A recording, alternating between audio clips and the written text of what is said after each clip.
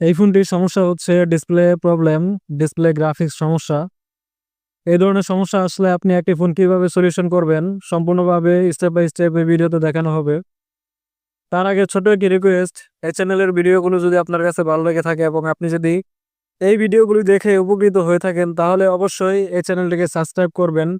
তাহলে পরবর্তীতে এই ধরনের ভিডিও আপনি আরও দ্রুত পেয়ে যাবেন। প্রথমে আমি ফোনটিকে সুন্দরভাবে খুলে নিব। এরপর আমরা দেখব যে আসলে কী কারণে এই ধরনের সমস্যা আসতে পারে। দেখুন, এই ধরনের সমস্যা আসলে প্রথমে আপনি যে কাজটা করবেন সেটা হচ্ছে অন্য একটি ডিসপ্লে দিয়ে চেঞ্জ করে দেখবেন যে আসলে ফোনের সমস্যা নাকি ডিসপ্লের সমস্যা। কারণ এই সমস্যাটি ডিসপ্লে থেকেও হতে পারে, আবার হচ্ছে ফোন থেকেও হতে পারে, ফোনের মাদারবোর্ড থেকেও হতে পারে। তাহলে প্রথম কাজ হচ্ছে আপনাকে অন্য একটি ডিসপ্লে চেঞ্জ করে দেখতে হবে।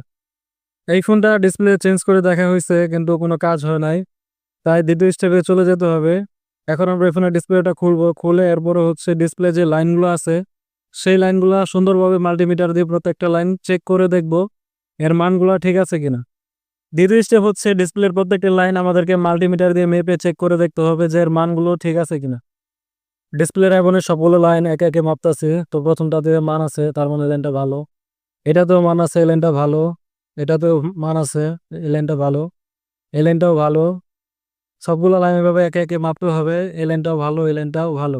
এভাবে মাল্টিমিটার ডায়েট মোডে রেখে ডিসপ্লের প্রত্যেকটা লাইন মাপতে হবে যে প্রত্যেকটা লাইনের মধ্যে মান আছে কিনা।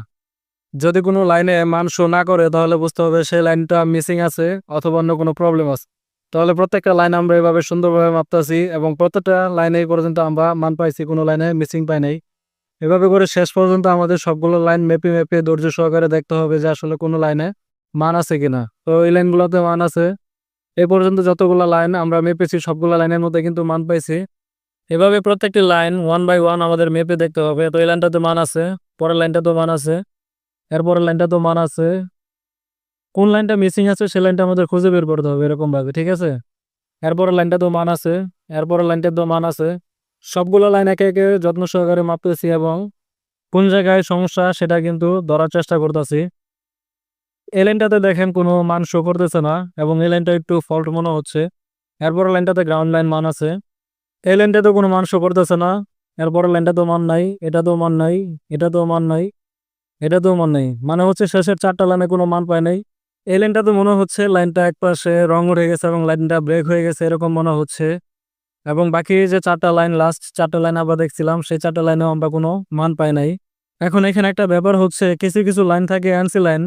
আপনাকে বুঝতে হবে যে লাইনগুলোতে মান আছে সেটা কি অ্যান্সি লাইন মানে হচ্ছে নো কানেকশন লাইন নাকি হচ্ছে লিগ্যাল লাইন, ঠিক আছে। যদি অ্যান্সি লাইন হয় সেখানে মান থাকবে না, এটাই স্বাভাবিক।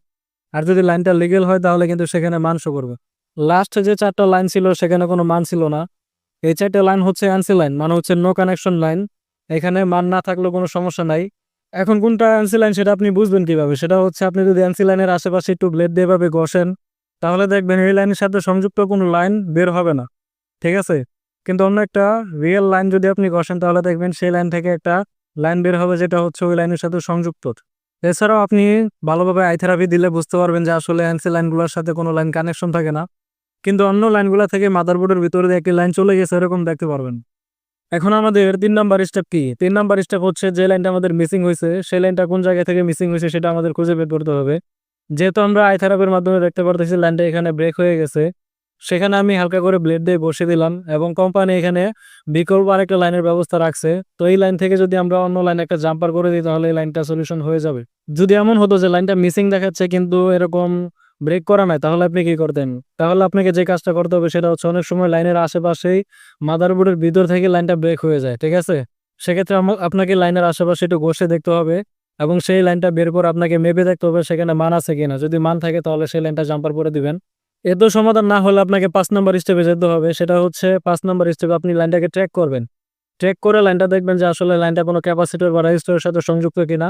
যদি ক্যাপাসিটর বা রেজিস্টরের সাথে সংযুক্ত থাকে তাহলে সেই ক্যাপাসিটর বা রেজিস্টর মেপে দেখতে হবে সেখান থেকে মিসিং হয়েছে কিনা। যদি ক্যাপাসিটর শর্ট থাকে ক্যাপাসিটর রিমুভ করতে হবে। রেজিস্টর যদি নষ্ট থাকে তাহলে সেখানে আপনাকে জাম্পার করে দিতে হবে। সচরাচর এই লাইনগুলো আসে মূলত সিপিইউ থেকে। সবকিছু ঠিক থাকার পরও যদি এটার সলিউশন না হয় তাহলে সর্বশেষে আপনি সিপিইউটাকে রিভার্ট করবেন। এত কাজ না হলে সিপিইউটাকে রিভলভ করলে ইনশাল্লাহ এ ধরনের সমস্যার সমাধান হয়ে যাবে। তবে এত দূর পর্যন্ত যাওয়া লাগে না। বাটন ফোনগুলোতে সবচাইতে বেশি যে সমস্যাটা হয় যে পিনগুলো থাকে, লাইনগুলোর আশেপাশে কেটে যায় বা মিসিং হয়ে যায়, এই ধরনের সমস্যাগুলো কিন্তু বেশি হয়, যার কারণে ডিসপ্লে সাদা আসে। এই লাইনটাতে আমি জাম্পার করে দিলাম, এখন থেকে এই লাইনটা মান পাবে এবং ডিসপ্লে যদি আমরা লাগাই তাহলে সুন্দরভাবে ডিসপ্লে কানেকশন পেয়ে যাবে এবং ডিসপ্লেতে ইনশাল্লাহ আশা করি গ্রাফিক্স চলে আসবে। এখানে আমি অল্প মেডিকেল টেপ লাগিয়ে দিচ্ছি, কারণ হচ্ছে লাইনটা যেন অনেক বেশি দিন টিকে এবং হচ্ছে যখন আমরা ডিসপ্লেটা লাগাবো তখন যেন হিট হয়ে লাইনটা না উঠে যায়। আমাদের কাজ কমপ্লিট। এখন আমরা ডিসপ্লেটাকে সুন্দরভাবে ফিটিংস করবো, এরপর আমরা ফোনটাকে অন করে দেখবো যে আসলে আমাদের সমস্যাটা সমাধান হয়েছে কিনা। তো আমি ডিসপ্লেটাকে সুন্দরভাবে ফিটিংস করতেছি। প্রত্যেকটা কাজ যদি আপনি ধৈর্য নিয়ে করেন তাহলে অবশ্যই আপনি সেই কাজে সাকসেস হবেন। এখন আমি ব্যাটারি লাগিয়ে দেখবো ফোনটাকে অন করে যে আসলে আমাদের গ্রাফিক্স সমস্যার সমাধান হয়েছে কিনা। আলহামদুলিল্লাহ আমাদের এখানে কিন্তু ওয়ালটন লেখা চলে আসছে, কারণ আমাদের গ্রাফিক্স সমস্যাটা কিন্তু সমাধান হয়ে গেছে। ভিডিওটি ভালো লেগে থাকলে অবশ্যই সুন্দর একটি কমেন্ট করবেন।